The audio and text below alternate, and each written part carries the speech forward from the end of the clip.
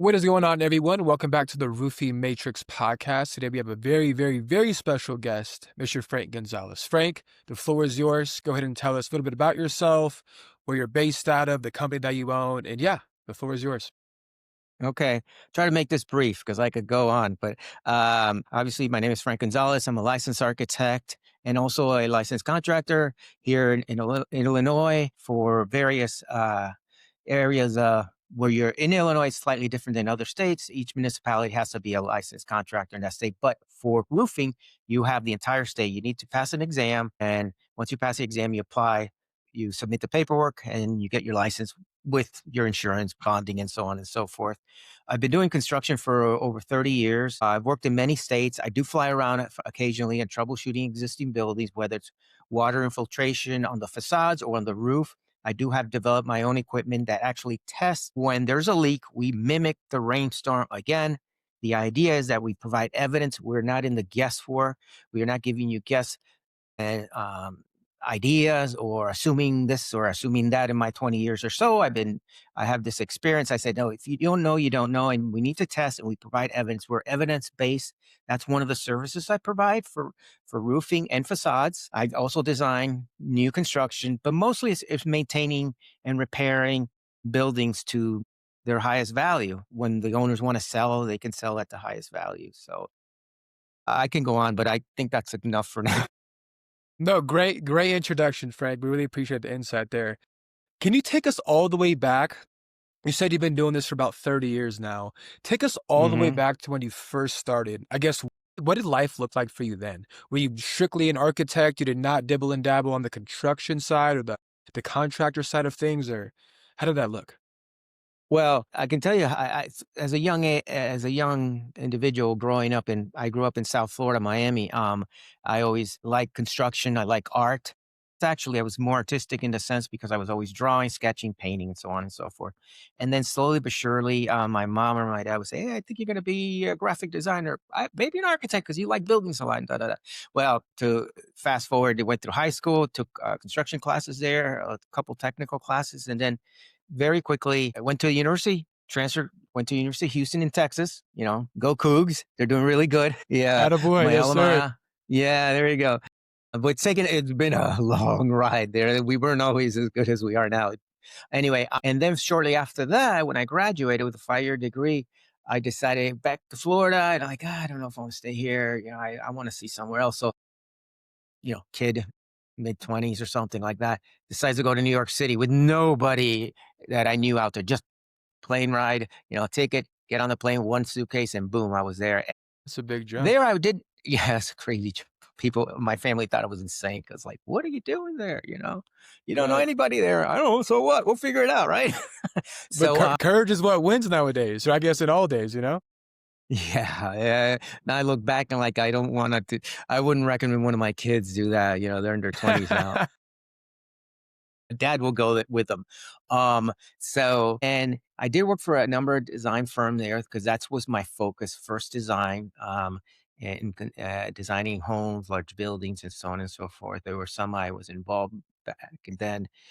But then the recession hit, and a lot of people lost their jobs. Everybody, engineers, architects, stockbrokers, didn't matter who. And then I had to recreate, like, okay, what am I going to do here in the city? I've only been here for less than a year, and now this happened. And so I just started doing freelancing, and freelance is somewhat good because you dabble here, dabble in different types of construction, from field architect to working in the office to maybe getting on a scaffold, things like that I never even thought I would ever do. And as that grew, I eventually morphed because I realized that I wasn't too happy with the very, very long hours the architectural firms, sometimes for you're an intern because that's what I was. And, you're probably working 50 hours a week, sometimes 7 days a week. It's insane. And getting compensated for 40. Yeah, that makes a lot of sense. Yeah. Yeah, so I started thinking outside the box, and I had friends that were engineers, and they say, "Well, you don't work that long, and we get paid this much," and da da da da. And I'm like, "Well, that's more than I can." He goes, "Why don't you come and work at our firm? We have architects, and they get paid the same salary that we do." Like, okay, that makes Sounds good good to sense. me. Yeah, Yeah. it sounds like, and yeah, so was doing architecture. It wasn't what What I did start doing is they were specializing in structural engineering, and structural engineering involved facades, restoring old historical buildings, or many vintage type. And what I mean by that is that, if you live in New York City, literally, I think I think 3 out of 5 it's an historical building. I mean, everywhere you walk, because it's the city, it's an old city, same as Boston, and Chicago somewhat, but Chicago is a smaller city compared to New York City. And there, I really cut my teeth there, because I started designing the repairs in the office in the morning. Then shortly later, we would print the drawings out, and then we'd go to the contractor later in the afternoon, have meetings, and then they would implement the repairs. And then the next day I was following up, making sure that they're following the specifications. I was writing scaffolds, those platforms that goes up and down. And here I was, terrified of heights, and one of the first questions is, "Are you scared of heights?" Well, no, not really. 10 stories doesn't bother me. 10 story, well, 10 story is high too. And I'm like, oh my god, they put me in a 44-story building from the top down. I'm like, this is like what? This is insane. I mean, this is like boot camp, and like in steroids. And talk about, like, Absolutely. I didn't do anything. All I was doing is shaking and holding on, because those things move with the wind a little bit, and you're swaying until you get comfortable, and then you sway with it.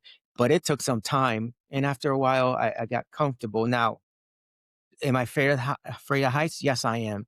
But I am very cautious when I go on these.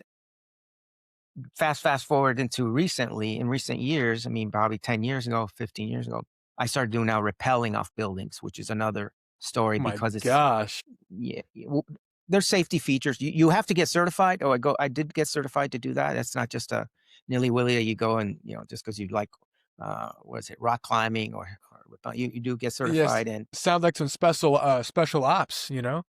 yeah, yeah, yeah, right, yeah.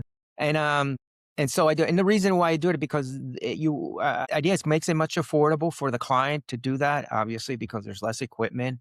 Because in many cities, including New York, if you're going to put a hanging scaffold, you have to put what they call either. There's two names here. We call it a canopy. In New York, they call it a.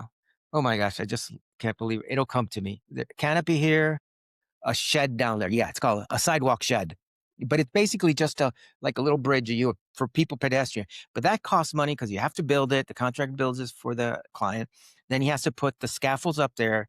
Whether you're the architect or the engineer, you need two people running it. I used to run my own motor, because they were at that time, because they wanted to make it much more affordable. But it came down that more and more people were doing, as years went by, rappelling, architects, engineers. You get trained for it, and there's flexibility in that. Now, I don't do it often, but I do it enough, and I do have safety individuals. I'm not doing it alone. God no. I have a person upstairs, up in the roof, watching me. I have one in the ground. Both of them are certified, in case my cables get tangled up through the wind, because I can't see it. Sometimes they're looking down. They'll drop down like a bullet, and then they untangle me, and then they come down. So there's a Man. lot of, there's a lot of safety involved with that. And it's called SPRAT, Society Professional Rope. I can't think of the entire acronym, but it's all over the country. It's more and more architects and engineers are doing it, and that's actually, it sounds scary, but when you realize all the safety, you have double lines, you have full body harness. This is not the type of the window washers that you see a lot of times have what we call the balsam chair, which is a piece of wood. They sit on top. They have their regular harness, which has a hook in the back, which is deadly if they fall. It chokes your legs because of pressure of your weight. You will probably, if they don't rescue you within a certain amount of time, I don't know if it's 15 or 20 minutes, you become unconscious, and then you can pass away, die. This is not like this. This is more like a full cradle. You just held you like this. But anyway, I don't want to Yeah, keep getting into what weeds no, with this. you're totally good. What you're describing seems way, way more safe, or way safer than, Yeah, cleaning high-rise windows, you know? never ever would I do that. It's so unsafe. So in New York City, that's how I got into the restoration. We would, from how I morphed into the roof, was basically interesting, because I was specializing in facade work. And then we go up to typically in New York City, the majority of buildings are flat roof, but they have a parapet. Are you familiar with a parapet? What the parapet Uh, is? Yeah. Okay. So, okay. Let me just draw it real quick. Super fast. Can you see this? I just drew it. Can you see it? See this wall yes. here? That's called a parapet. This is the roof.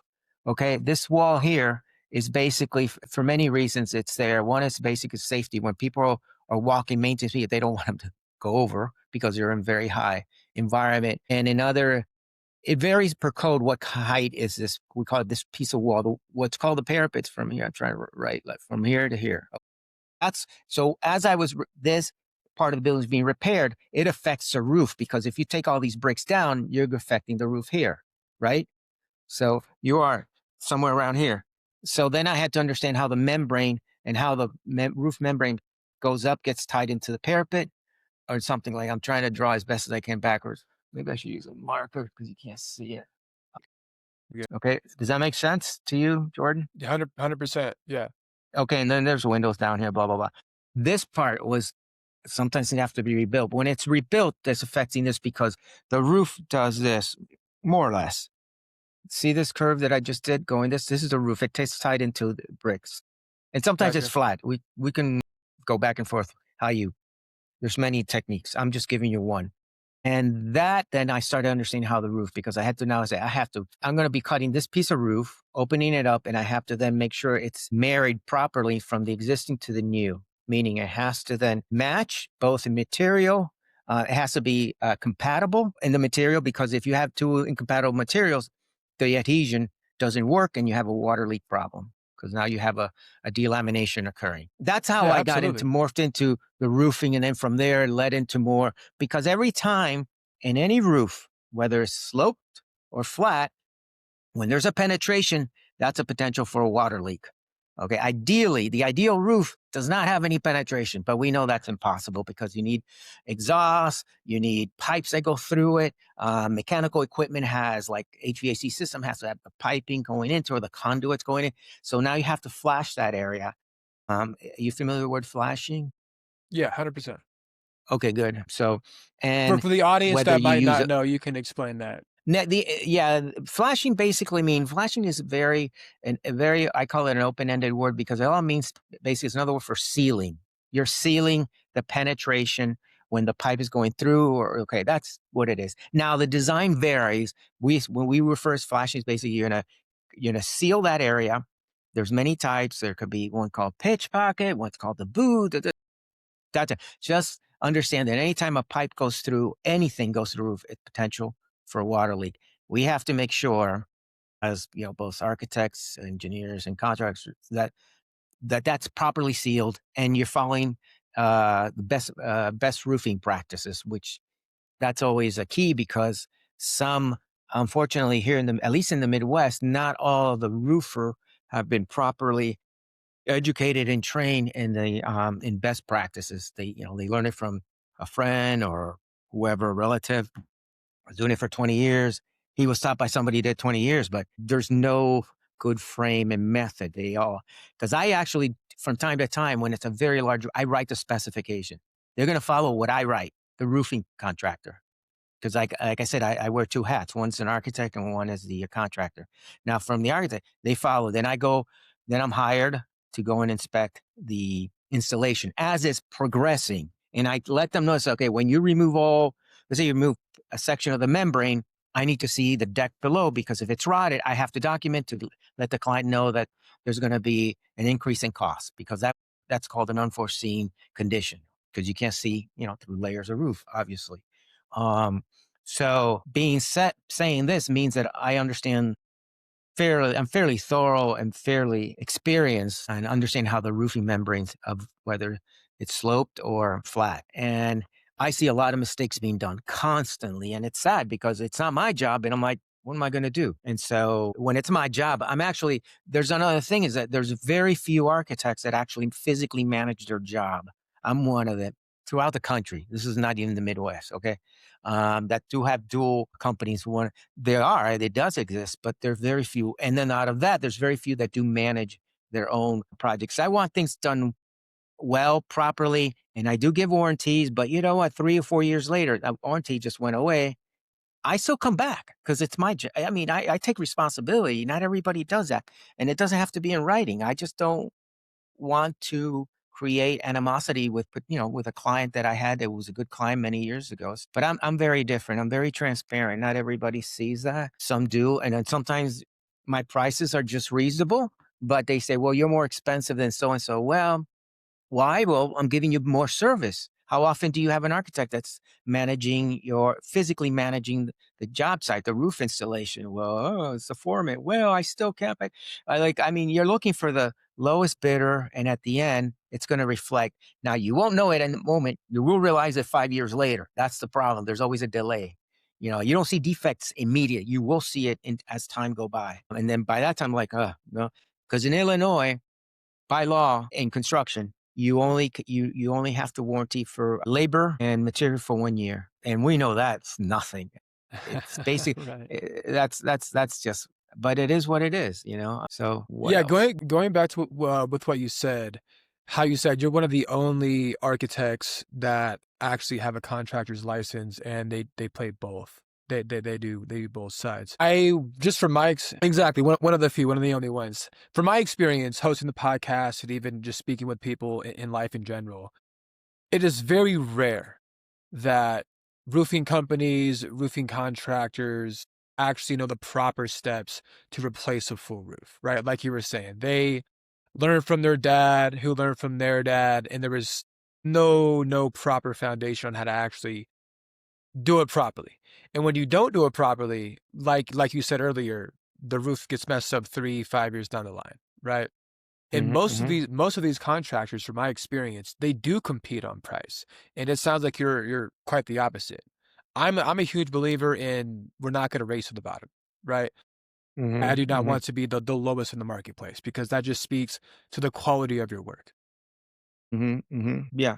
I mean, that's correct. I don't wanna be that person because I give you more services. I mean, and then I'm looking at the material. I'm also when I'm about to replace a roof, I give them a very specific, scope of work, and when I'm buying materials, I'm not going to Home Depot or Lowe's. I mean, I'm going to, a roofing supply house, and then when I go to up to purchase a material, I am letting the person know, "This is the material I want. This is the how many millimeters. This is the type of flashing I'm looking for. This is how copper I'm looking for. I give them the gauge number and so on and so forth.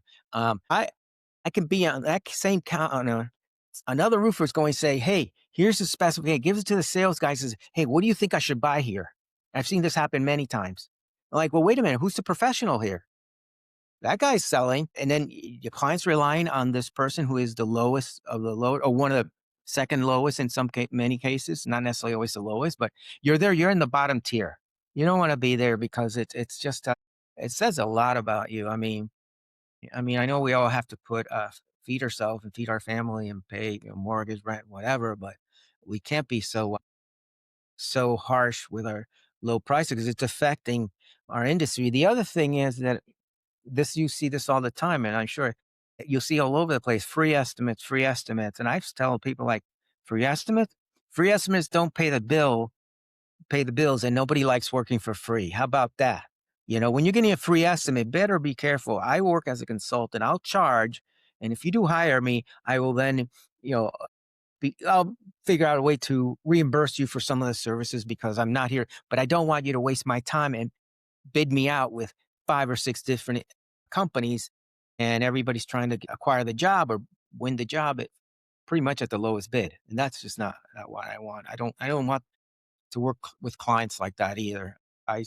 Fairly selective with my clients, but they should be aware that you're not getting the same services, and it's very hard to convince an individual because even though they know my credentials, they know I'm an architect, I have several licenses in masonry and in roofing, and home inspections too.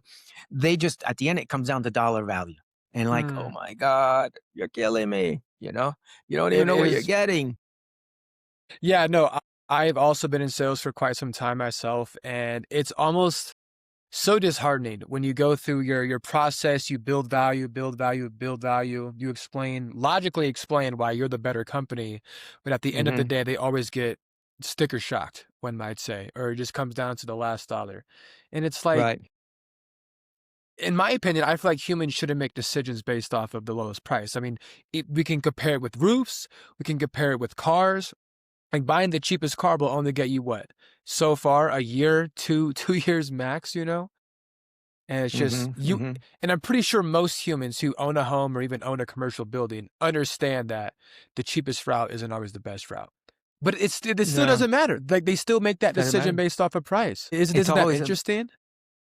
Yeah, it is, and they don't understand. They don't and then as much as I try to explaining, I have to be very careful when I explain my scope of work because they'll go and share that with another person. "Hey, can you beat that?" Of course he's gonna say yes, of course. But you still don't know, the homeowner doesn't know what material. He's not up there at the top of the roof. I mean, yeah, at the top of their building or home or commercial building, looking at the bags or the material where they're all labeled to make sure he's getting exactly what it says on the scope of work.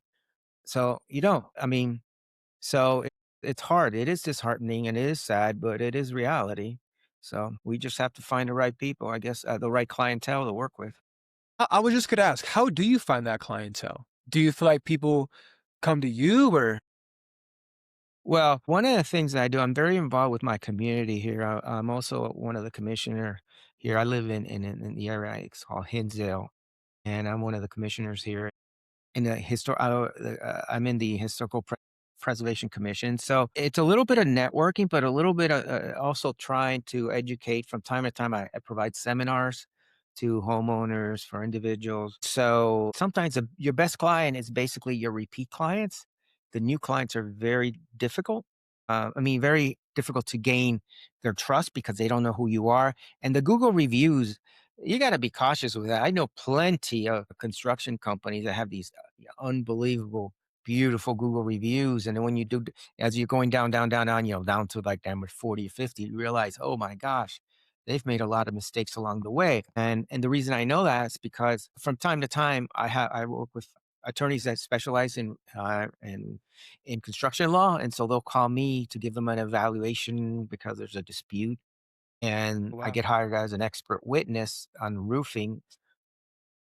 Not something I really like to do because the opposing attorney is going to discredit you, and I like I'm too old for that. Look, dude, don't even go there. I'm not going to even answer anything. If I do, I actually say part of my requirement is you're going to hire my own attorney, so he can keep me out of hot water when these guys are just, these sharks are coming at me from 18 different directions. So Alright.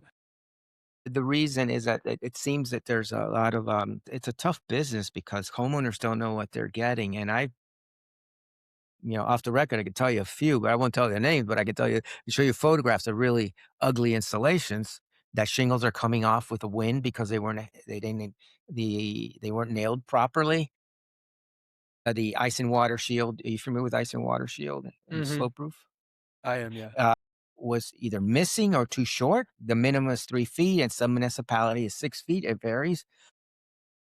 And then they have water leak problems. And so it's crazy. It's a wild west here, No, or no, maybe everywhere. absolutely. Yeah, I yeah. and it's everywhere, and that is the sad truth. It truly is all across the nation. Homeowners are being taken advantage of. Contractors, even large scale roofing companies, are completely taking advantage of homeowners and cutting corners, trying to yeah, cut corners and therefore save on costs. And it's extremely unfortunate, but again, I guess it is business. And that's partially why I've also created this podcast was to not only help roofing companies grow their brand awareness, but also help homeowners in the process for shopping for a new roof, right? So it's kind of Mhm. a two-way street. Right, there are ways if it's hard for a homeowner to do this, but there are ways if they hire like me, there's other people that do it. I'm not the only one. They can hire me, and then I could be hired as more at the project manager, and I'll write the scope of work. We can bid it out, but I will enlarge roofing sorry, roofs like massive warehouses, like the type of Google massive warehouses, or even much smaller because they're huge. They'll write a specification, but in the spec there's a spreadsheet that basically you're labeling the square footages, the material you're going to install, and they're going to say by square foot, this is how much we're charging, in both square footage and linear feet. Because the reason is so it can be apples to apple. Nobody is saying, "Oh, I'm going to buy the cheapest." I mean, whether it's Firestone or Graph or gosh, so many different companies that have make materials for roofing. When you do that, you're now controlling the budget to some extent that they have to then bid apples to apples on the same quantity. Now you can see the price. You're not going with the lowest bidder. Those guys are not the lowest bidder, but you're going to get the quality, even if they can't go so low because the material doesn't exist. I mean, the cost of materials, the cost of material, the cost of the labor, the cost. Look, I don't care wherever you go around the country.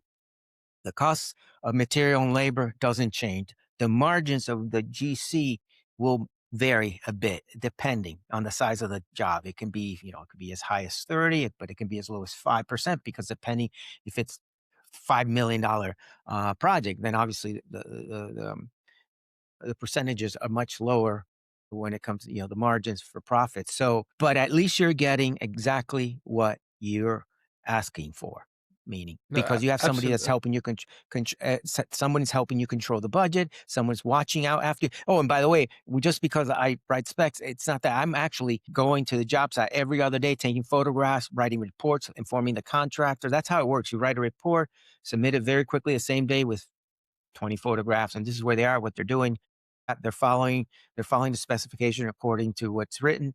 So and that's done regularly, but that's in large many, not your typical homeowner that has a sloop roof that maybe is 20,000, 15,000. I mean, depending on the size of the home, For or more. No, absolutely. With that being said, I know you work in many different areas within the roofing space. If you had to choose one, and this actually might be a tough question, if you had to choose one to work with for the remaining of your career, I guess what would it be? Well, I mean, type of roof or type of client? What do you mean? Not type of roof, probably type of client. Like, would you want to work with commercial buildings, residential, restoration of commercial or residential, or I guess you can elaborate on because you have so many different specialties. Right. I mean, I'll make it really simple. It's not as hard as it is. I actually want clients who are proactive than reactive, meaning that when they start seeing, even if they're not sure, it says, you know what, I'm going to hire a professional to look at my roof or walk around my house or my building, and he's going to write a punch list and say these things, okay, whatever, this roof will need to be repaired in uh, basically might be at the end of its life, but at the same time, say, but if you repair it annually, you'll have it for another 10 or 15 years. Those are your best clients, which also are the clients that will hire you over and over, and they're willing to pay your services because they value your services. Basically, at the end, it's a client that values your services, and that could be for any contractor. And that's the best client you can have, whether it's historical, vintage, new construction, it doesn't matter. As long as they understand who you are and they value you. And that's a problem. There's a big mistrust in the construction industry. And it's basically, it's actually, I'll throw myself into it, but it's actually our fault because we're the contractor, because there are too many bad piranhas out there. They're doing bad work, and you only need a few to create a big stigma that every contractor is out to get the client. And that's not true at all. But unfortunately, that's out there because the contractors, because I see them and I'm like, how could you live with yourself? And what they say? It's not your house. Why do you care? Really? Wow. Thank you. Thank you. Thank you. Yeah, my blood pressure just went up and I wanted to say many things, but I held back. But no, there should be some pride in the work you do. And so, but yeah, Absolutely. I'm adamant and oppose putting solar panels on roofs. Talk to me. Yeah, no, please. I'll tell you right now why. What happens when you have a leak? Because remember, the solar panels remember, every penetration you've put on a roof is a potential area for a water leak through your roof, right? And if you So have you 20 have all these panels up screws, all there, these fasteners. Yeah, you got all these, yeah, right, fasteners that's being held on. They have to be designed for wind loads. That's exactly. And by the way, those things want to, when the air gets under it, it wants to slightly be picked up. So it's putting stress on the what we call the roof deck, the plywood, if you want to call it for lack of a better word, but it's that we call it the deck. So that creates a problem. Well, when you have a water leak problem, and you know what I hear? I can't take those clients at all because it's everybody's pointing their fingers to solar panel saying no, that your roof is terrible because they did a terrible job. The solar panel guy, he's blaming the roofer. The roofer's blaming the solar panel guy. And so what happens is it's like I can test and I can find a leak. That's no problem. But I am not about to get in the middle of those two fighting because it's an endless war. It's just going to go on forever. And the problem is many roofs have either started or are leaking because of these panels. Now, I am not opposed to solar panel. That is not what I'm saying. What I'm saying, I'm opposed to solar panels on the roofs of building. If you're going to put solar panel, find a place in your backyard or somewhere and create like some sort of a staging apparatus so you can put your solar panels on and they could collect and then run. That's fine. That's perfectly fine with me. I'm not going against the solar panel company. I am going against that they shouldn't be on the roofs. And that's common sense, you know? So yeah, install your solar panels outside the home. And so if you don't have room, then you can't have solar panel. I don't know what to tell you. So because it's say like somewhere like New York City, where are you going to put solar panels? You can only put them on the roof. Right. I mean, and there are precautions way that you can kind of put on the roof if you can figure out a way to make sure that it's not touching the roof, that maybe it's going on the parapet, that wall I just mentioned, and then there's you bridging, and it's going to take some design, but there's a way to do that. Um, Touching base on something that's related, and I don't know if it's more around like city environment, Boston, Philadelphia, any place that I don't know about Utah or Salt Lake City. I mean, and maybe downtown. People like to put on flat roofs, particularly the homeowners. We call them three flat. Well, basically, it's a three-story residential building, rectangular building, and There's a brownstones is couple of called in New York th City. there's a couple of flat roofs here in downtown Salt Lake for Okay, sure. Okay, so people love to put the decks. I mean those outdoor decks, so they can put their furniture and just look out the skyline and get some sun and Yes. things like that. I mean they put barbecues and they put planters. Well, if you read it really well on flat roof, the warranty, the moment you put something on your roof, and if you're not using what we call a pedestal, which is it's a support in between the roof and the framing of the deck, you lose your warranty out the door because roofs are not meant to be walked on. That's the truth of the matter. Roofs are not meant to be walked on. It's not a sidewalk, people. You know, Right, right. it's not your sidewalk, and you're not going to sit out there on your lawn chair and sit on it. Well, you can, but you can at that moment. You're basically doing a lot of things. So you're squeezing the insulation down, the rigid insulation, and then you're creating bumps along or bubbling that we call it. That's one thing. Now there are ways to avoid that, like I said, you install, but that I see that a lot around here where they have water leak problems. And then I'm saying, well, you got your deck has to come out. Well, I just installed this deck 3 years ago and it cost me, 150,000 or 100 or 25,000, whatever the case. It has to come out. How can you fix a roof? And then don't put that back the way you had it. You now have to explain to them how it should be done properly. But that's a problem. Decks should not The framing of the deck should not sit directly on a flat roof or any roof for that matter. Same thing with solar panels. They should not be on a roof. Put it somewhere else. If you want a deck, you take the proper design precautions, and you speak to the manufacturer of the roofing. They will guide you. They'll explain to you which pedestals are correct to install underneath those decks. So you don't lose your warranty. Okay. You don't want to lose That's that warranty. important. Right, that's Yeah, important. and you can also with roofing manufacturers, you can buy it's almost called I can't remember the name, but it's almost called like an insurance where they come every year or twice a year to inspect your roof, and if there's anything that needs to be done, in many cases they'll send their own technical technician for minimal fee to repair it, and that way you can continue to maintain your warranty. So there's a lot you can do for your roof to maintain it. It's just the homeowners that don't know the ins and out of the industry. In that case, for roofing materials and what they will warranty. Because you ask, and they'll come out for free. In some cases to do a walkthrough. I mean, they're technicians. I mean, sales technician people that have been trained to look for oddities on the roof and maybe bubbling or potential alligatoring. That's when the roofs are really old. But mostly any potential seams that are basically they can see there's delamination, and then it can be repaired immediately to avoid a, a roof leak. But yeah, For so sure. I'm actually gonna, change direction just a bit now, and I wanna ask you this question here. What part of your business do you personally spend the most time thinking about right now or in the past 7 days? most of it.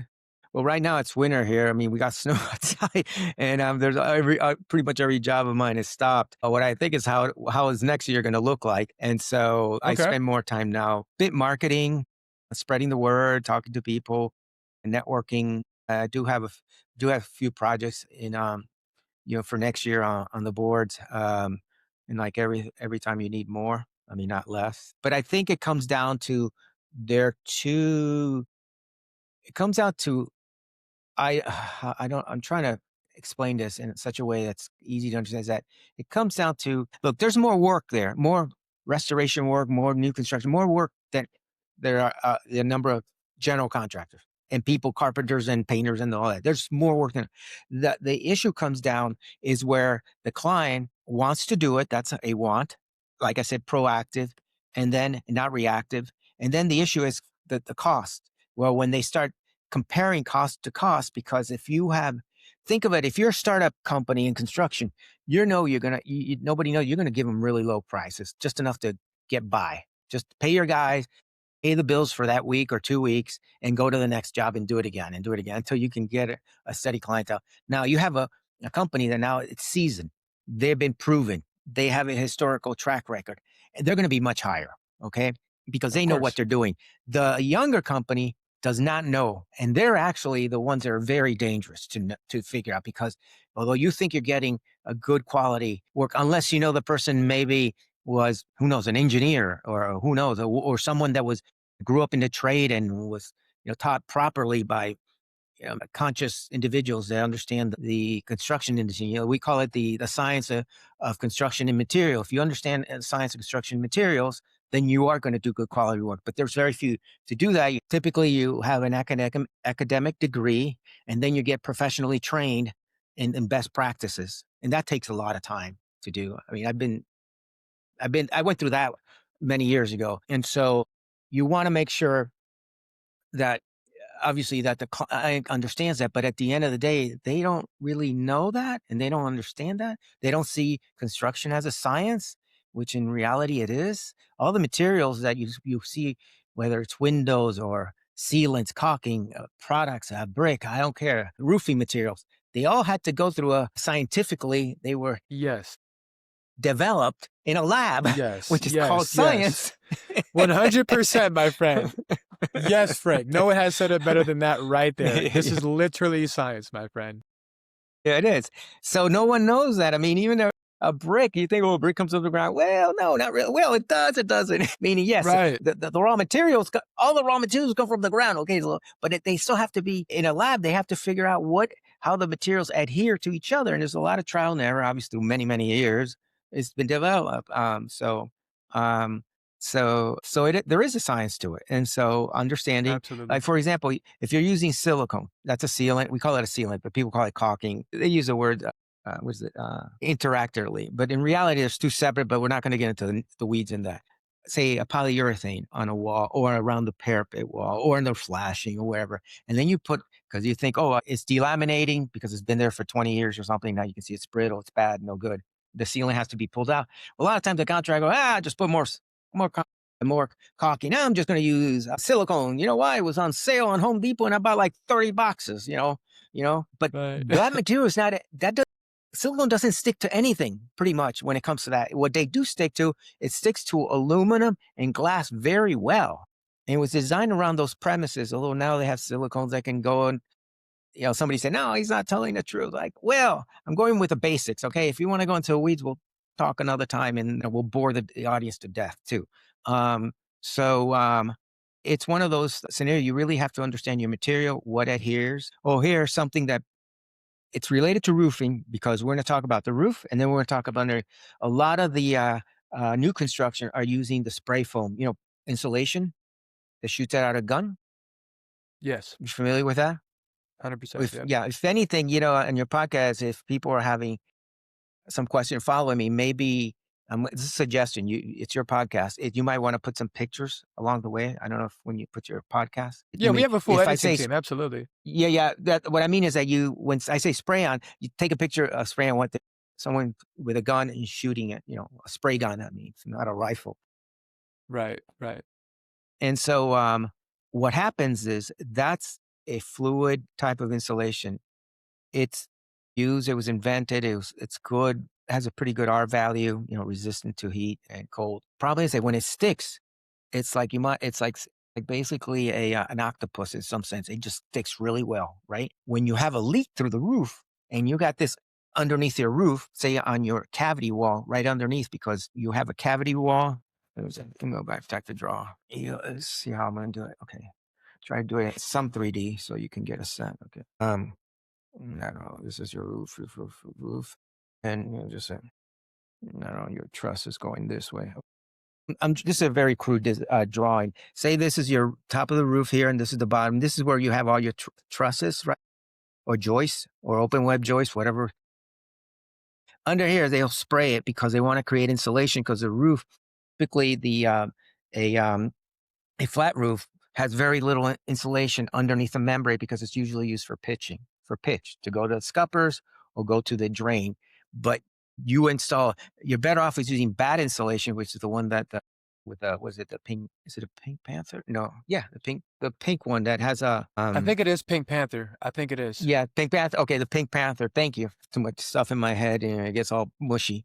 No, you're all And good. so, so when you do spray on, if there's a leak, that thing sticks, and it's very hard to remove because it's almost like I would say like an adhesive that it's a when I say adhesive, it is the properties for it is adhesion, but it's not going to, and that's so the product doesn't collapse on itself. But to remove it, you have to remove it, and it takes a lot of difficulties to remove it. And that's a problem because if you have a leak, let's say you have a direct leak that you think it's coming down here, and you're looking at it, seeing it's up there. Well, it might be 25 feet away. It's making its way down there because it's going to find its lowest point, whereas water works is basically it runs in the direction of least resistance. It's Right, normal, right. basic physics. And so that's a problem so be on the lookout for a lot of spray foam. Quick Uh, quick question for you. uh Whenever when you think about business growth, right, and you look at your career in the roofing industry along with being an architect, what do you feel like was the biggest thing that had the most impact on the business when it comes to growing the company?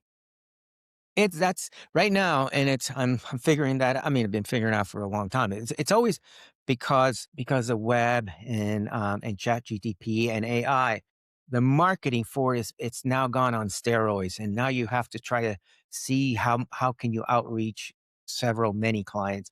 And the honest truth is, to grow, you really just want a good steady flow of good clients. They don't have to be a lot. Like some clients, it's like Google. I want everybody to be. You only need a few good clients that are proactive, that do pay your services well. You don't need like 300,000 clients. You need probably a good, maybe, oh gosh, even a small number as far as 25 or 30, they're calling you. Those are basically you want to work with management companies. That's another thought that they can give you steady, um, that to help you grow your business, that they like your services, they appreciate your services because they promote you. The property manager is basically the eyes and ears for those on the board on a condominium. 100%. Yeah. So you want those, and same thing with commercial buildings. You want to be the same property manager who manages a high rise in downtown Chicago that's 20 stories, and you want to build their trust in order to basically make sure that they're calling you not every single time, but many times during the year, to whether small or big, and that helps. And I'm not there yet. A lot of people know my name, um, and uh, but I think many times it comes down to the pricing. I like working with homeowners, large homes, in the avenues, maybe that are 5,000 square foot homes and things like that appreciate their property, that are loved the way their property looks, whether it's inside or outside. Because I also do interior, but we're not going to go there. I mean, renovations and things like that. And it's good to work with people like that because they have a sense of appreciation of the value, not just your service, but the materials that you're using on their building. And so to grow, it's basically gaining a few loyal clients, customers. Some of them have become my friends, and they call me all the time. They're like, "Oh, man, that's hard to charge a friend," But I explained, I give them a reasonable price. I mean, I'm not going to. Price gouge.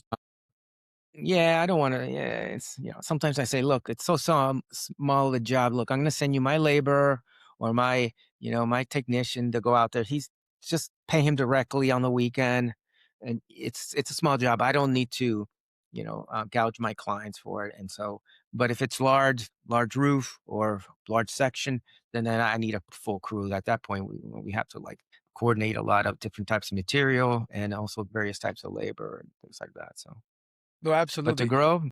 growing is tough. No, for sure. With all the marketing channels that you tried in the past, which which one is something that you'll never do again, and which is something that you would love to double down on, given that capital Well, investment was open? yeah, the what I wouldn't do, it would be, probably sometimes you going to a lot of networking event, I mean, to a point where you're exhausted because 'cause you're going to one every day.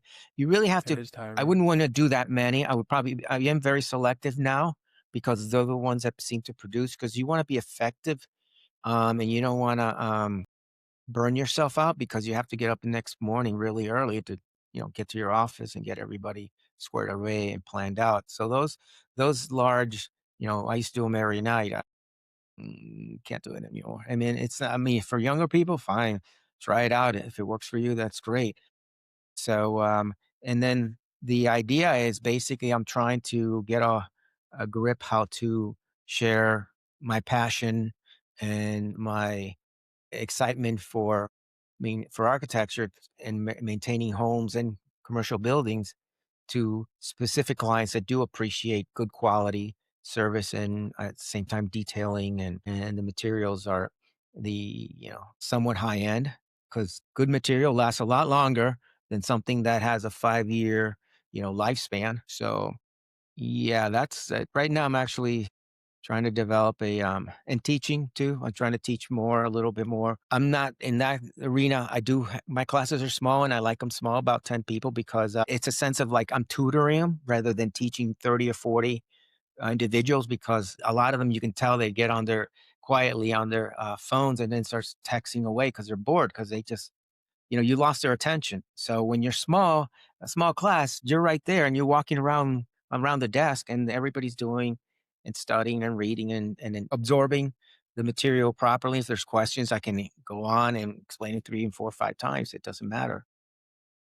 I But like I the like to intimate settings for sure. yeah, it's an intimate setting. It's a very intimate. And when you say hands-on, well, and also I'm an architect and a contract. The other people are more focused on, oh, just pass the exam. Don't worry about anything else. Like, oh yeah, yeah, start worrying about it because it just. I mean, if you're a seasoned what is it, a roofer, then possibly you don't have to worry about as much. But if you've only been doing it for 5 years and you're trying to, a guy in his 20s, early 30s, trying to start up a company, yeah, I give them good advice, what to be careful for, how to and they'll call me later. They'll say, "Hey, Frank, I need some help. Can you come out and look at this? Because 'Cause I'm not sure." Like, "Sure, I'll go out there and help you and take a look at it and give you some guidance." So, For sure. yeah. Have you partnered with any marketing companies in the past at all, or has the main driving force been in-person trade shows or in-person networking? Yeah, yeah, and some in-person trade shows, things like that. I don't, because I tried with a few different ones, but they want their money up front, and then the results are just they take some months and months, and sometimes they don't really know your industry as well as you do. And that's a Right. problem. And so it's not that well, I do mistrust them because I think they're trying to meet their bottom line to get new clients. And then throwing you into Google, all this analytics and everything, I've done that. I mean, I've done a little bit of that, and it's like, it doesn't work so well. It's not all, for example, all they say, well, you got this many leads. Okay, what's a lead? Let's put a value to it. Let's put a dollar value. And really, it's a lost leader for you as a if you're, because the leads don't give me anything, just numbers. A lead is basically pretty much saying another free estimate out the door, which means nothing. Means that there's no way of comparing that to something to dollars. Okay, you're losing money, and they always want it. And so that's why the marketing companies, and they'll say, I get every day 5 or 6, 8 or 10 texts saying that hey, I got 300 leads. You want, I know what that's going like. I don't need a lead. I tell them, no, I don't need leads. I need signed contracts. sign contracts. Now that's and I'm more than happy to pay someone because people do this all the time. If someone wants to market my service, okay, I'll pay you based on what you bring to the table with a signed contract. That's fair. You've been working hard, you've sold it. But to go and start giving me all these endless leads and then I'm paying you or paying that company for just leads and they're not developing into an actual potential contract or project, then you're just throwing money, throwing was it throwing good money into bad or something. And No, for so sure. Throw that's good not, money after yeah, bad. I Yeah. mean, I don't know how in your experience, you say you were in sales, so what was work for you in that sense? In regards to marketing, Yeah, and marketing. I mean, how did you get your clients? I mean, how because you had to compete, right? absolutely. Yeah, I mean, I typically did cold email. I'm pretty well versed in Meta ads or Facebook and Instagram ads. Depending on the service that you sell, Google or Facebook would be better for you. Local service businesses, I do recommend going to Google. There is another strategy that I'm currently using for other roofing contractors that if you're open to hearing it after the podcast, we can discuss. But Sure. it really kind of depends on what you feel like brings you the highest quality lead, right? With that being said, a lead is basically anyone, well, if you're a marketer, they're probably gonna say a lead is anyone that filled out the form or said, "Yes, I want a new roof." But at the end of the day, that could be anyone, right? That could be a random name, a random number, and a random email, and then they never pick up the phone, right? Mm. I know you said you only wanna go to jobs where you have a signed contract and basically you're the contractor for the job or yeah, for the job, for the home. Are you open to going to, like, sales appointments where it's a qualified appointment? They said, "Yes, I want a new roof, and I want a contractor or a company to come out here and kinda walk me through the process." Would you be open to running that sales appointment, or do you only want contracted jobs? Well, it kind of what I do basically when I'm listening to someone who called me, because like it calls too, they look me up on through my website and I'm listening to their needs. And in some cases, like if it's nearby, like 15, 20 minutes away, I won't charge them for it. But when I start hearing, when they start explaining, and sometimes I'll be blunt, I'll say, hey, do you happen to have a budget for that? He goes, no, I'm just trying to get some sense of cost. Like, all bets are off.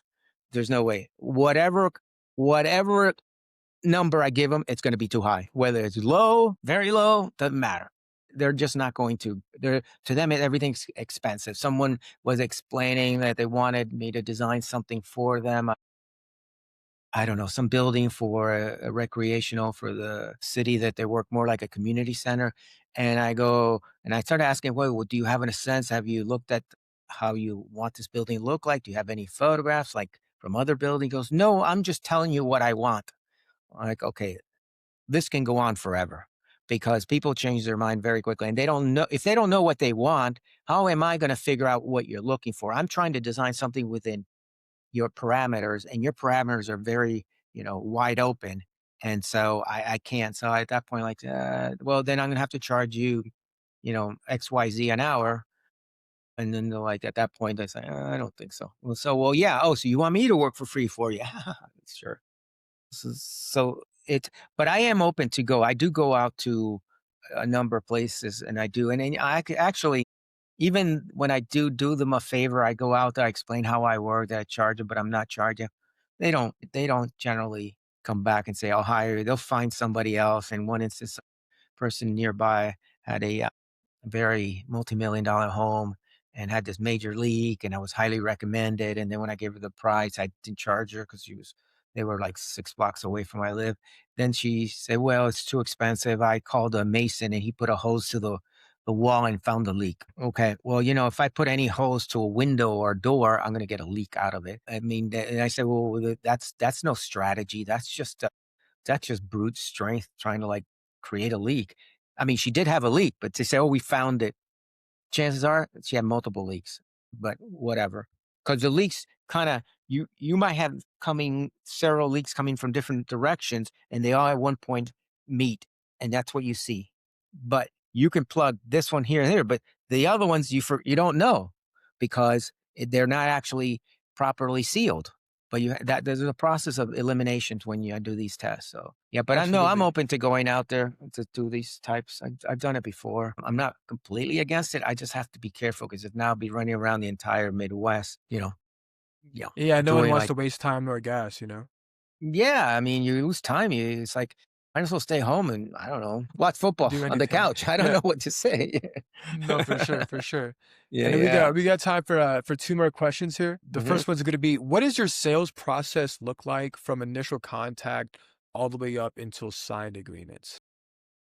What I usually do is that my proposals are the way I develop. It's not basically your straightforward line item estimate. It is summarized in that sense, but I include photographs because I go out and explain. And so I literally explain the process that I'm going to be basically developing as I do these repairs. I have photographs. You look at this area, these other areas, and this is what we need to concentrate. So I'm trying to open their eyes to a bigger picture that it's it's more than what they think. And I'm trying to gain their trust as best as I can. And that's really hard, particularly if they, like you said earlier, they'll believe their neighbor more than they'll believe you. And yet you're the qualified professional, but their neighbors is not, but because they have a relationship with a neighbor and neighbors say, oh, this guy's really good for whatever many reasons, then they'll go with someone like that. And that's always a hard nut to crack. So, anyway, but yeah. Do you feel like most deals are lost because of price, because of trust, because of the sales rep or the I owner being unprofessional? no, no, I don't, well, unprofessional, that can happen, but I think it's many times in my experience, they don't appreciate your services. So that's a lack of trust, you know? And when you give them the price based on your credentials and your experience, they don't put the two and two together many times. They just like, for example, real quick. So when you're when you're repairing an older building, whether it's a brick building and the mortar joints, has deteriorated or damaged, for an older building, you need to use what we call the O type mortar, which is a soft mortar, which is breathable because in ideal condition is that you want the mortar be sacrificial and not the brick, meaning that if water gets into the mortar, you don't want the mortar to have the strength be higher than the brick because then the brick starts cracking because water follows the direction of least resistance, so it's going to find its way out. And in a freezing and thawing environment we have here in the winter in the Midwest, that's a problem. So most contractors just do the end mortar, which is in the middle range, because you'll even see it on sometimes the specification, but that's incorrect. That's something that was written many years ago, and it's somehow still is consistent. It's on the books. But the end mortar, through the years, they have increased the Portland cement mixture. Portland cement basically is the strength for cement and concrete. So the more Portland you have, more of that ingredient, the stronger it is. So you now have to drop your notch down to a mortar that's slightly softer, and it's the O. So that helps. But most contractors don't know that, and I teach that because I teach these masonry classes. So I'm just don't want to deviate too much from the roofing podcast, but I'm just giving you an example that many times these contractors don't know the material they're using. They really don't Yeah. know it, and that's a problem. They don't even understand the process and the adhesion and how many nails should be going onto a shingle and what type of shingle is better than others. And now is a big thing about the Da Vinci shingles, which is say it's 100-year-old shingle, which is basically a composite type of shingle, which is a combination of plastic and maybe I don't remember if it has any fiberglass in it, maybe not, but it's a composite. And the idea is for hail, because we do have hailstone here, it doesn't damage it, it bounces off. So, but it's a very expensive. They've been able to, a company who makes it has been able very well to market as like the ideal roof. I can find other options for that, but my point is, it's oversold, and people don't know, and they're paying high price. But yeah, if you wanna give us a quick, a recap of what you think. I think you Yeah, said it the was quick essentially lack of trust? Yeah, and it's lack of trust. It's lack of understanding your credentials, even though it's on your website, you're explaining it to them, and then you're also discussing the process that you're taking. I do explain in detail the process that I'm going to take way before I've written a contract or a proposal. Okay, so they don't appreciate that because the moment I give them the paperwork because I don't generally give them the price immediately. I do my measurement, then I go back and um, it's most of the time they'll just say, "Well, I'll do it for this," and then I give them the price, and then I never hear back from them. And like, well, let me follow up with a call. Maybe they have some questions or something.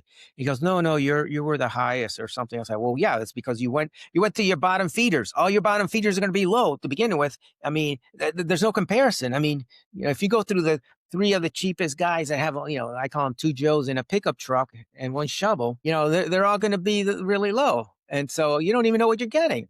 So that's a problem. I think it's the trust. I think it's the lack of homeowners, which they don't have time, and I don't blame them. But if they took the time to do a little research and maybe speak to the person, whoever they want to hire, and listen to what they're saying, because then they can compare that conversation to the other person that's having it that's much more detailed. That then they realize like, okay, I got it. I recently had it was a masonry building that had cracked bricks on the walls. It was a home. The woman happened to be an architect, so she obviously knew what she was talking about. She's retired, and they was recommended by one of the municipality. Oh, you should call him. He understands construction well, and he knows how to troubleshoot. The reason she didn't go because she had hired already a contractor. He said, "Well, if you're going to remove all this brick in the middle of my wall, right? How are you going to hold up the other bricks? Because if you take bricks out, what's going to hold the top? They'll fall." And the person Right. the person said to them, I think he became upset because he probably didn't have the answer because this is what she explained to me, that he said he got really offensive. He said, "Well, you need a structural engineer." Like, and she says, "But I never asked for a structural engineer. I just asked you a question and and he goes, "No, no, you need a structural." And so he pretty much walked out of the job, and the job had already been started a little bit, not much. Fortunately, thank God. And then I go, "Oh yeah, yeah, I know how to do that." There's a shoring system. We have dowels out there in the market that basically are drilled into the wall, and they're staggered, about 16 inches on center, going horizontal, and then 12 inches up, and then you stagger them again, you stagger them, and they go into the wall. You don't see them; they're hidden, and that's going to hold that plane of bricks because the bottom, when you remove it, it's going to sustain the load. And she goes, "Oh my God, that sounds pretty reasonable. That makes really a lot of sense to me." And then she hired me on the spot. So pretty much and so that's someone that, that's when I feel like, someone got it. Yeah. Right. And how did you find that person? It was actually recommended by somebody else. Nice. A They knew referral. my work, Nice. knew my work. And I do photograph and even at the end in the invoice, when I submit an invoice, there's photographs to that invoice. So the process. So if one day you want to pull that out, you have it, or you can call me and I'll email it to you. So you have it, we understand what happened. Because when you're doing this type of work, it's a lot of the materials behind the scene, meaning you see a brick wall, but what's behind the brick wall? You don't know. So, flashing, the lintel, the steel, the this, that. And so, and the shoring. So because of my background as an architect from being a field architect, but I always had to document everything. That's bled into construction where now I document every process. I'm very transparent. I'm not going to take advantage, or I'm not going to, hide my mistakes or anything like that. I mean, I am not doing that. I feel like people in general, homeowners as well, because they're people, they respect the fact that you are fully transparent and like you don't shun away or hide from your mistakes. Because at the end of the day, we're all human, right? And at Right. one point in time, we're all going to make a mistake. I think they're going to Correct. respect you more for taking ownership of it. Well, yeah, absolutely, absolutely, and I don't, yeah, and I'm not afraid coming back if I made a mistake. I mean, it's not malicious mistake. It's not with intention. It was just things happening. We're all human. We make mistakes all the time. We need to learn from them, but you don't run away from them. So anyway, Right. Well, Frank, it was a pleasure having you on, my friend. Where can the people find you? Online, well, phone number, yeah, anything you want to give out yeah, to the I can give public? you both. Yeah, you can find me online. My website is www.us-bes.com. B for, let's make it simple. B for Edward, sorry, B for boy, E for Edward, S for Sam, which stands for building efficiency solutions.com. My email is simple. It's frank at US-CES.com. And my phone number, cell number is 630-842-551. You can Google me. I come up pretty quickly. Thank you. Appreciate the Absolutely. opportunity, Jordan. I enjoyed Of our course. conversation. Been an Likewise. honor. Same here, my friend. No, for sure. Well, Roofie Matrix fans, we appreciate you for tuning in. With that being said, we'll see you in the next one.